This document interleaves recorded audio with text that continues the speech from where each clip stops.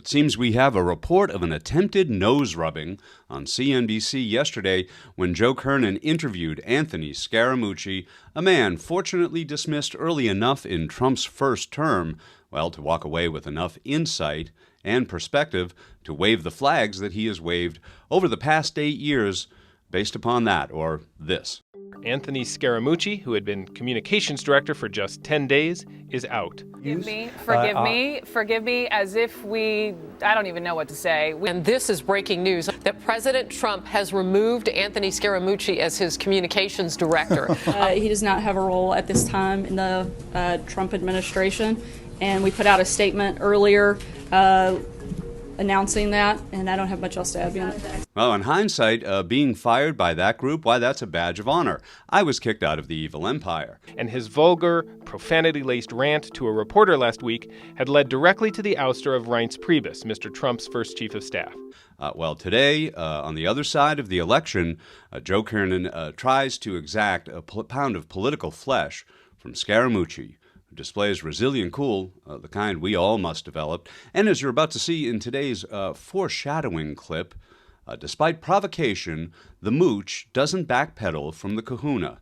In fact, as we will see time and time again moving ahead, the ultimate failure of the Republican post-election posture will be found in the things that they revert to as now universally shared core American values. And therein lies their noose. I mean, check it out. In this case, when pressed, Kernan suggests, among other things, that all this political chaos has been good for Scaramucci's career, as if we still live in that world anymore. Well, we don't, and we never will again after last Tuesday. So let's watch today's evidence of GOP aggressive gloating rooted in the temporary glow of election victory. It is now clear that we've achieved the most incredible political thing. Look what happened. Is this crazy? As we watch this clip and all the similar ones that will come ahead, please keep this gem in mind from Leo Tolstoy. Wrong does not cease to be wrong because the majority share in it. And with that in mind, let's share this. You know, there were certain things that happened in that campaign, Andrew, that I'm not in love with. There was a coarseness to some of the rhetoric. There was some threatening suggestions to people related to being political adversaries and so on and so forth. And I hope we can put that rhetoric aside and we can move forward and think about what we're going to do as a country to unify the country and make the people in the country, particularly the lower and middle income people in the country, more prosperous. Yeah, the rhetoric got heated everywhere. You got pretty heated, Anthony, at times. Look, Joe, how did I get heated? What did I say, Joe? About Trump? Yeah, what did I say? I said I repeated what he was saying. And I said this is wrong.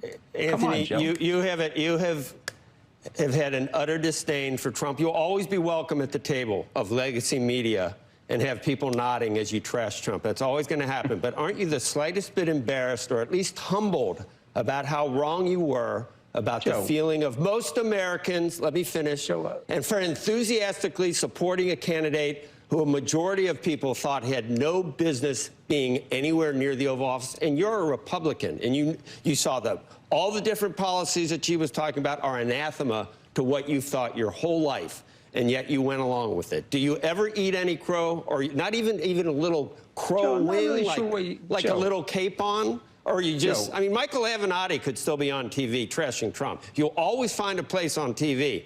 If he wasn't in prison, he'd still be on CNN running for president with Brian Stelter. Just give me a little bit, Anthony, about how wrong you were. Joe, first of all, I immediately put out a congratulatory tweet. They won, we lost. In the immortal words of Barry Diller when he lost a Paramount deal. Next, Joe, what would you like me to do? Do you want me to get on bended knee before you? No, I thought you were going to start that it's going to... That's not even what America is about, Joe. We have a violent disagreement about lots of things related to Trump's personality. You like Trump.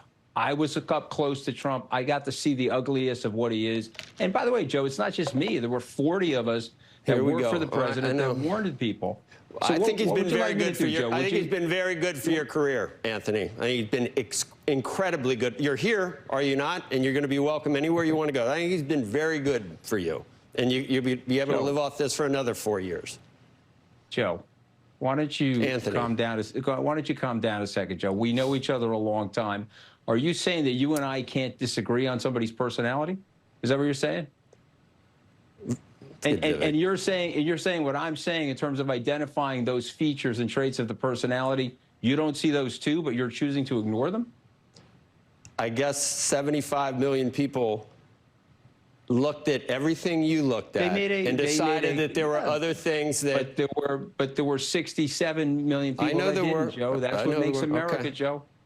That's what makes America, Joe. But you're saying to me that stuff that I was saying wasn't factually true. If somebody's saying they're going to use the American military to go after their political adversaries, and I say, geez, that sounds very un-American to somebody like me. Is that what he said, saying, Vivek? oh, no. Is that what he's going to do? Of course he said it. So let me see if I can We'll go to the be tape. helpful here for a second, guys. Let me just take a moment to say this was a decisive win. All right, put aside whether you're a Republican or a Democrat. This is the first time a Republican has won the popular vote. I admitted that it was decisive, and Joe wants something more. He wants like an extra pound of flesh. Wrong does not cease to be wrong because the majority share in it. Well, guys like Joe Kernan, they think they got what they wanted. Get ready for a lot of that short-term assuaging. It's going to be okay. Hey, all of that on the right. Well, that'll happen until the tariffs hit the fan, or at least until the babies are put on open display, wrenched from their families, separated, not so much to dissuade immigration this time, but as the first test of tolerance, of inhuman government actions and policies that the nation's citizens will be expected to mutely and fearfully endure under the new returning president, moving forward into a very dark age.